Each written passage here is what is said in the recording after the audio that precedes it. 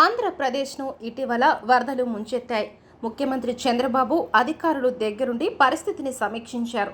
ఇటీవల వరద బాధితులకు సాయం అకౌంట్లలో జమ చేశారు. అయితే సోషల్ మీడియాలో వైఎస్ఆర్సీపీకి చెందిన కొందరు ప్రభుత్వం అందించిన వరద సాయంపై విమర్శలు చేశారు. 23 కోట్ల రూపాయలకి అగ్గిపెట్టెలా, గుడ్డి విషనరీ అనడంలో తప్పులేదేమో. కొవ్వొత్తులు, అగ్గిపెట్టెలకు 23 కోట్ల. ప్రభుత్వ లెక్కల ప్రకారం 6 లక్షల మంది బాధితులు. ఒక్కొక్క ఇంటికి 4 మనుషులకు అనుకున్న 1,50,000 ఇళ్ళు లేదా మ్యాక్సిమం 2 లక్షలు ఇల్లు. ఒక్కొక్క ఇంటికి 5 క్యాండిల్స్, ఒక్కొక్కటి 25 రూపాయలు. ఒక్కొక్క ఇంటికి 2 హోమ్ లైట్స్ లాంటి 10 రూపాయలు అయినా 2 కోట్ల రూపాయలు మించవదు. సంక్షోభంలో ఏ అవకాశం వచ్చినా దోపిడీ చేసుకోవడానికి ఆగే ప్రసక్తే లేదంటూ ఘాటుగా ట్వీట్లు చేశారు. ఈ ట్వీట్లపై మంత్రి నారా లోకేష్ స్పందించారు. కల్తీ జగన్, ఎందుకు ఈ ఫేక్ ప్రచారాలు? వరద సాయం ఎంత ఇచ్చాం, సహాయ చర్యలకు ఆహారానికి ఎంత ఖర్చయింది అని లెక్కలు ఓపెన్గానే ఉన్నాయి. అయినా నీ దొంగ బుద్ధి వదలవు.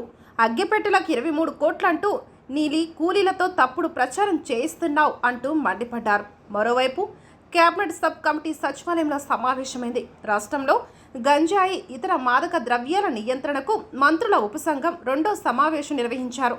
హోంశాఖ మంత్రి వంగలపూడి అనిత అధ్యక్షతన జరిగిన ఈ సమావేశంలో విద్యాశాఖ మంత్రి నారా లోకేష్, ఎక్సైజ్ శాఖ మంత్రి కొల్లు రవీంద్ర, ఆరోగ్య శాఖ మంత్రి సత్యకుమార్ యాదవ్, గిరిజన సంక్షేమ శాఖ మంత్రి గుమ్మిడి సంధ్యారాణి, డీజీపీ ద్వారకా తిరుమలరావు, ఇతర పోలీస్ ఉన్నతాధికారులు పాల్గొన్నారు. గంజాయి, డ్రగ్స్ నియంత్రణకు ఏర్పాటు చేయనున్న AP anti narcotics task force విధి విధానాలపై చర్చించారు.